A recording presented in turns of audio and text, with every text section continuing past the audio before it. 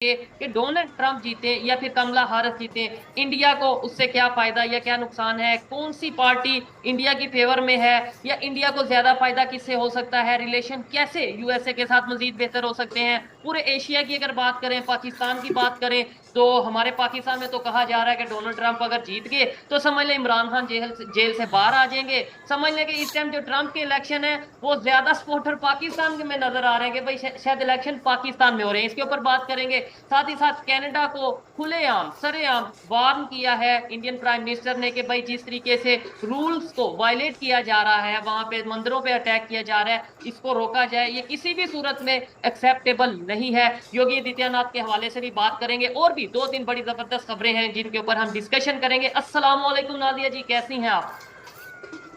वंदे मातरम, भारत माता की जय, जय जगन्नाथ, हर हर महादेव। वालेकुम अस्सलाम, बहुत अच्छी हूँ शोएब, आप बताएं।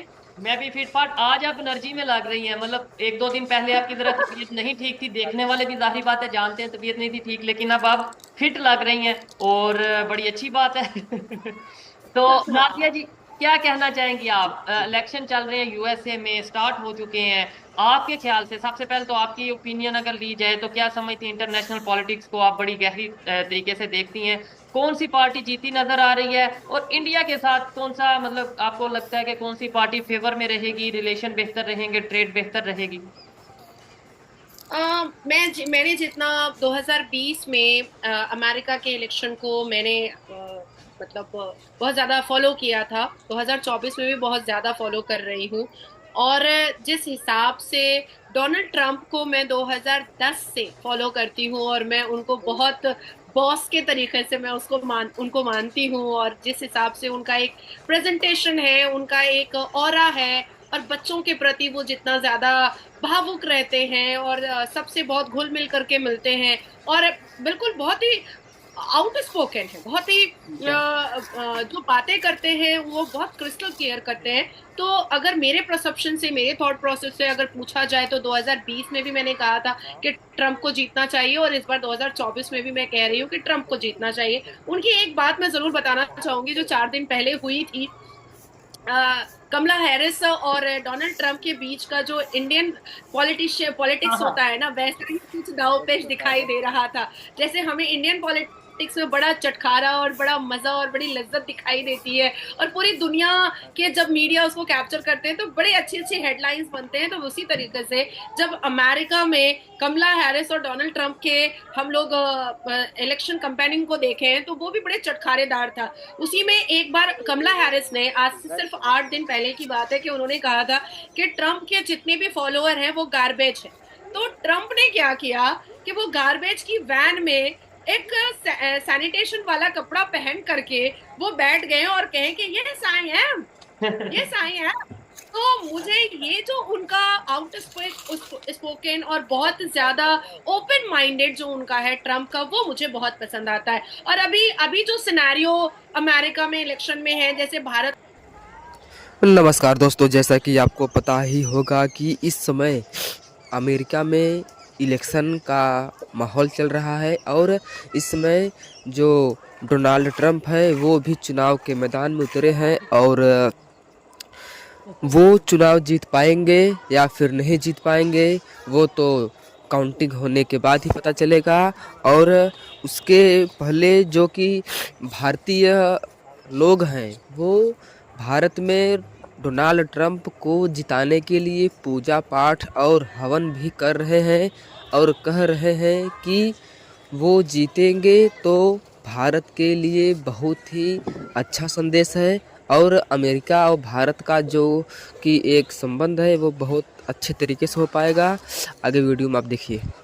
हैंडल पर फॉलो करती हूँ, और मैंने आज सुबह सुबह जब देखा कि मोदी जी और योगी जी जब इलेक्शन कंपेनिंग कर रहे थे तो उनकी ही तस्वीर में किसी ने डोनाल्ड ट्रंप और एलन मस्क की तस्वीर को एडिट कर दिया था, और डोनाल्ड ट्रंप ने लिखा है मुस्कुराते हुए कि ये किसने एडिट किया, हु अच्छा। Edited this. तो वो भी मिलियंस में गया और मैंने उसको रीट्वीट भी किया है, और ठीक वो है। भी मेरे पास भी वो मिलियन में चला गया है। तो मुझे ये सारे नेचर जो है वो डोनाल्ड ट्रंप के बहुत पसंद आते हैं। अब हम आते हैं सीरियस टॉपिक पर ठीक है। कि डेफिनेटली हमारे भारत के इलेक्शन, मतलब जाहिर बात है, अभी आप ये बात स्टार्ट करने लगी हैं, मैं बिल्कुल खामोशी से सुनूंगा, लेकिन एक चीज जो मैंने नोट किया वो भी आप साथ ही कवर करिएगा कि इलेक्शंस अमेरिका में चल रहे हैं, और मैंने ये देखा है कि वहां पे अगर ट्रम्प की बात करें तो वो भी 2-3 दिन पहले उन्होंने स्टेटमेंट दी कि भाई मैं हिंदुओं पे जो जुल्म हो रहा है उसके ऊपर, उसके खिलाफ मैं अपना कंपेन करूंगा, उन्हें प्रोटेक्ट करूंगा। बकायदा कुछ विजुअल्स हैं जो कि स्क्रीन पे नजर आ रहे होंगे देखने वालों को, कुछ फोटोज हैं कि डोनाल्ड ट्रंप बकायदा तौर पे हिंदुओं के साथ बैठे हैं, कम्युनिटी के साथ बैठे हैं, खाना खा रहे हैं, जमीन पे बैठ के खाना खा रहे हैं। यानी कि कहीं ना कहीं ये दिखता है कि इलेक्शन चाहे अमेरिका में है, लेकिन जरूरत है कहीं ना कहीं इंडियंस की या हिंदू कम्युनिटी की कहीं ना कहीं बहुत ज्यादा जरूरत है। तो इसके ऊपर भी साथ आप बात करिएगा। और दोनों पार्टीज को, ऐसा नहीं है कि सिर्फ ट्रंप, वहां पे भी कोशिश की जा रही है और यहाँ पे भी कोशिश की जा रही है। बिल्कुल, मैं इसको भी ज़रूर अपने अपने स्टेटमेंट में और आपको समझाने की और आपके व्यूअर्स को समझाने की कोशिश करूंगी। कहना स्टार्ट यहाँ से करते हैं कि दोनों कांटे का टक्कर है और एड़ी चोटी का जोर दोनों ने लगा कर रखा हुआ है, कमला हैरिस ने भी और डोनाल्ड ट्रंप ने भी। अब देखना ये है कि जैसे हमारे आपके पाकिस्तान में, हमारे भारत में, एक हमारा भारत एक देश है लेकिन कई स्टेट्स है, उसी तरीके से अमेरिका एक देश है यूएस और उसमें कई स्टेट्स हैं।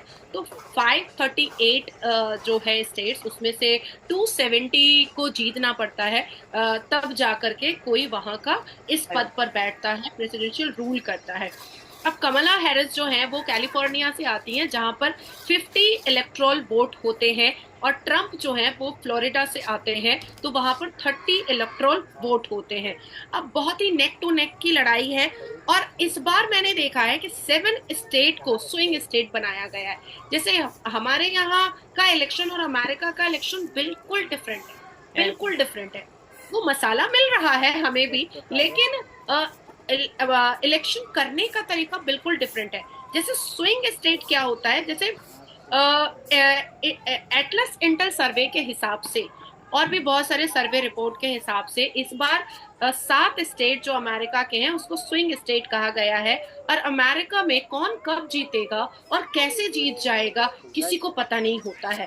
तो उसमें से जो सर्वे रिपोर्ट्स निकलते हैं उसमें से उन स्टेट को चूज किया जाता है जहां से कोई जीत भी सकता है और कोई हार भी सकता है। तो ऐसे 7 स्टेट्स चुने गए हैं। अब इसमें पेंसिल्वेनिया जो है उस पर पूरे दुनिया की नजर है, पूरे दुनिया की नजर है, क्योंकि नेक टू नेक लड़ाई ट्रंप की भी है और नेक टू नेक लड़ाई कमला हैरिस की भी है। अब क्योंकि हमारा जो जीडीपी है पूरी दुनिया में, उसका 24% कंट्रीब्यूशन जो है वो अमेरिका से आता है। तो अमेरिका में जब इलेक्शन होता है तो इस पूरे दुनिया के स्टॉक मार्केट की नजर होती है, इस पूरे दुनिया के इकोनॉमी की नजर होती है, इस पूरे दुनिया के ट्रीटी और बायलैटरल रिलेशन वालों की नजर होती है, इस पूरे दुनिया में जैसे हम G7 करते हैं या हम G20 करते हैं या क्वाड करते हैं, तो इन सब की नजर जो होती है वो अमेरिका के इलेक्शन में होती है। क्योंकि जीडीपी का 24% कंट्रीब्यूशन एक छोटी बात नहीं होती है अगर कोई जियोपॉलिटिक्स को समझता है और इकोनॉमिक्स को पढ़ा है, तो ये एक बहुत बड़ा कंट्रीब्यूशन है। अब बात आती है कि क्या कमला हैरिस उन 3 टॉपिक, वो 3 आइकॉनिक टॉपिक जिस पर इस बार 2024 का अमेरिका का इलेक्शन लड़ा गया है, क्या खरी उतरी है, या डोनाल्ड ट्रंप